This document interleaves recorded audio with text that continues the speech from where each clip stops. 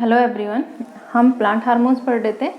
Plant hormones में हमने कहा था कि प्लांट हार्मोन्स मेनली दो टाइप के होते हैं, जिसमें एक ग्रोथ हार्मोन्स, दूसरा इनहिबिटरी हार्मोन्स होते हैं। ग्रोथ हार्मोन्स से हम 3 हार्मोन्स पढ़ चुके हैं, जिसमें आपका पहले आता है ऑक्सिन, फिर हमने पढ़ा था जिब्रेलिन, फिर हमने पढ़ा था साइटोकाइनिन। उसके बाद हम इनहिबिटरी हार्मोन्स पढ़ रहे थे या निरोधक हार्मोन्स पढ़ रहे थे, जिसमें हम पहले पढ़ चुके थे एब्सिसिक एसिड, और आज हम जो पढ़ेंगे वो है एथिलीन। एथिलीन की बात करें तो ये एकमात्र ऐसा हार्मोन्स है जो कि गैसीय फॉर्म में पाया, जो गैस फॉर्म में पाया जाता है, एकमात्र गैसीय हार्मोन्स है। जितने भी प्लांट हार्मोन्स है उतने में से केवल एथिलीन ऐसा है जो कि गैसीय फॉर्म में पाया जाता है। ये क्वेश्चन क्या है, बार बार पूछा गया है। बाकी कोई भी हार्मोन जो गैसीय फॉर्म में नहीं पाया जाता है। एथिलीन को एथिलीन या इथीन भी कहा जाता है। इसके बाद बात करें एथिलीन की बात करें तो ये एकमात्र ऐसा हार्मोन्स है जिसको हम वृद्धि हार्मोन्स में भी रख सकते हैं और इसको हम निरोध हार्मोन्स में भी रख सकते हैं। इसको हम निरोधक हार्मोन्स में भी रख सकते हैं। क्यों? ये जब इसके फंक्शन पढ़ोगे तब मैं आपको वहाँ पे बताऊंगी कि क्यों इन दोनों को, इस हार्मोन्स को दोनों ग्रुप में रख सकते हैं। लेकिन अधिकांश बुक में जो है इसको इनहिबिटरी हार्मोन्स और निरोधक हार्मोन्स में रखा गया है। अब बात करते हैं एथिलीन कैसा हार्मोन्स है, गैसेस हार्मोन्स है। इसके संश्लेषण की बात करें, इसके अगर हम संश्लेषण की बात करें यानी कि ये कहाँ बनता है, तो ये मेनली जो है पके हुए फलों में हमें दिखता है। पके हुए फलों में इसका सिंथेसिस होता है।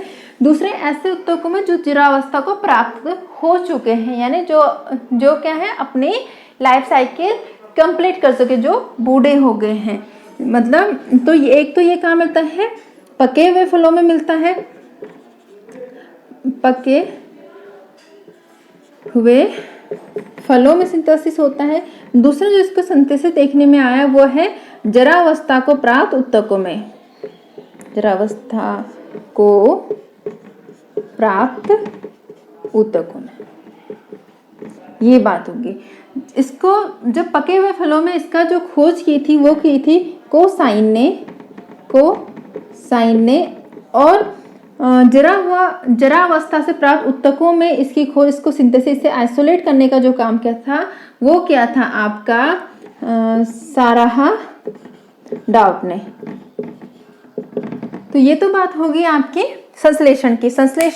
इसके संश्लेषण दो अलग अलग साइंटिस्ट ने की थी, दो अलग अलग जगह थे। कुरोसावा ने इसे पके हुए फलों से आइसोलेट किया था, वहीं सारा डाउट ने इससे क्या किया था, जो जरावस्था को प्राप्त हो चुके उत्तक हैं, ऐसे सेल्स हैं जो अपनी लाइफ साइकिल को कंप्लीट कर चुके हैं, उनको प्राप्त किया था। इसके बाद अगर हम इसके काम की बात करते हैं, इसके वर्क की बात करते हैं, तो इसका जो मेन काम है ये क्या है, पके हुए फलों में प्राप्त हुआ था, मतलब ये क्या उन्हीं में काम कर रहा होगा। तो इसका जो पहला काम है ये फलों को पकाने में, फलों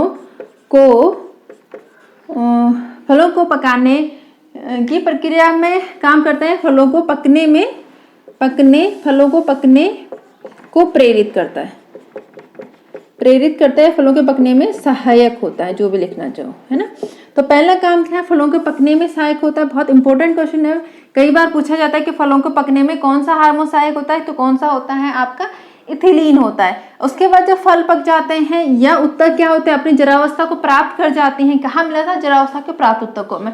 जरावस्था को प्राप्त कर जाते हैं यानी उसकी लाइफ साइकिल कंप्लीट हो जाती है, वो क्या हो जाता है, प्लांट से अलग हो जाते हैं। तो दूसरा काम इसका यही है कि ये फलों एवं पत्तियों दोनों को, फलों एवं पत्तियों को क्या होता है, फलों एवं पत्तियों की जरावस्था को बढ़ाता है। पहले तो जरावस्था को बढ़ाता है, यानी कि अगर उनमें एथिलीन की मात्रा बढ़ जाए तो फल क्या होंगे आपके 4 महीने में या 3 महीने में पकने से पहले वो 1 ही 2 महीने में पक जाते हैं और प्लांट से अलग भी होते हैं। दूसरा जो काम है, इनको क्या कर देता है, विलगित कर देता है।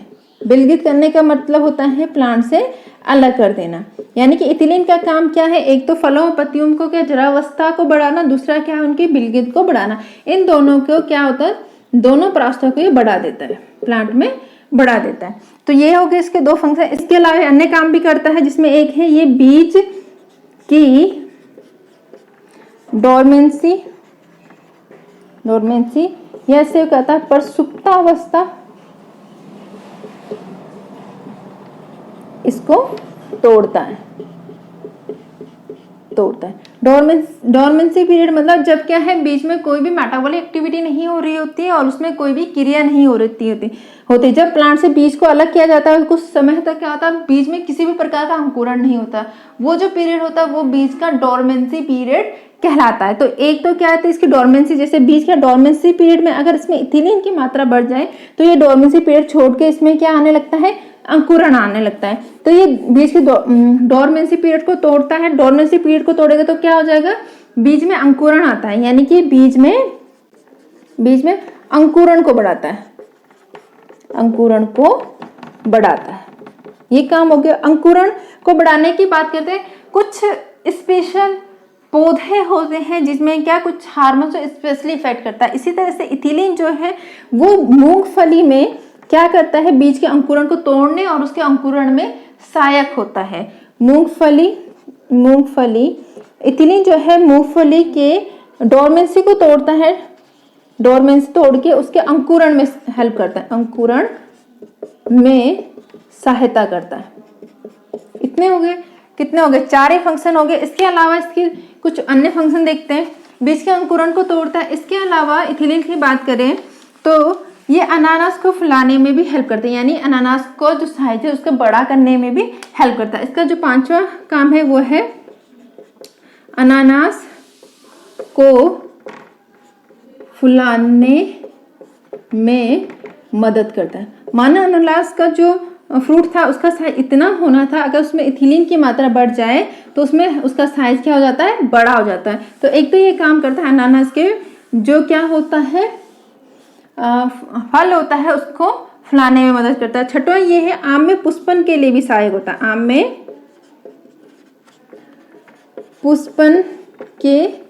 पुष्पन में सहायक होता है। जहां अगर नॉर्मली आम में जो है 1000 फूल लगने थे, अगर उसमें क्या हो जाए थोड़ा इथिलीन की मात्रा बढ़ जाए तो 1000 के अंदर 1500 या 2000 फूल लग सकते हैं। स्पेशल काम है। जैसे कि अनानास में जो फ्लावरिंग के लिए रिस्पॉन्सिबल था वो कौन था, ऑक्सिन था। लेकिन यहाँ ऑक्सिन क्या है, यहाँ इथिलीन क्या है, यहाँ आम में ऑक्सिन उसके फ्लावरिंग के लिए रिस्पॉन्सिबल ना होकर क्या है, इथिलीन पर। तो कुछ हार्मोन जो स्पेशल प्लांट में कुछ स्पेशल इफेक्ट डालते हैं।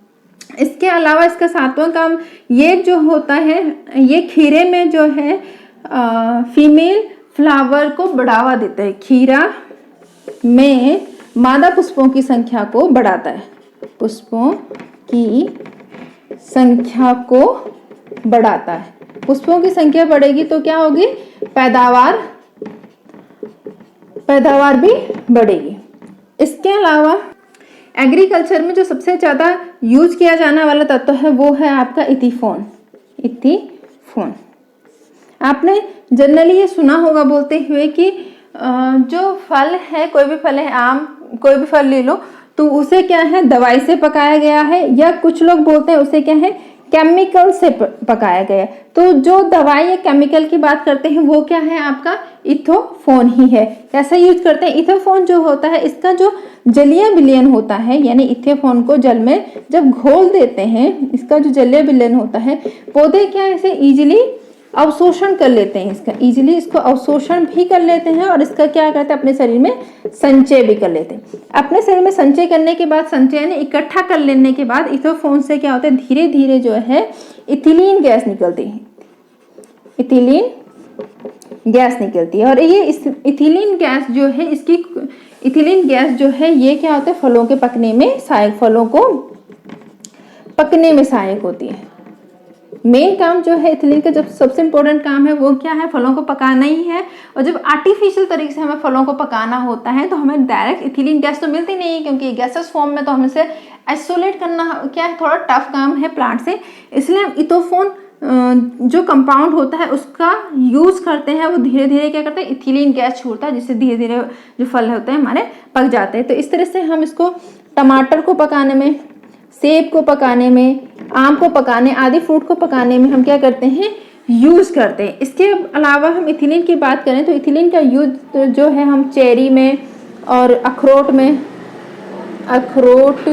चेरी, अखरोट, कपास में, इनमें भी यूज करते हैं। लेकिन इनमें हम इनको पकाने के लिए नहीं बल्कि हम इनके बिरलन के यूज करते हैं। बिरलन यानी इनकी थिकनिंग के लिए यूज करते हैं, थिकनिंग, इनकी जो परत हो वो हमें मोटी प्राप्त हो उसके लिए यूज़ करते हैं।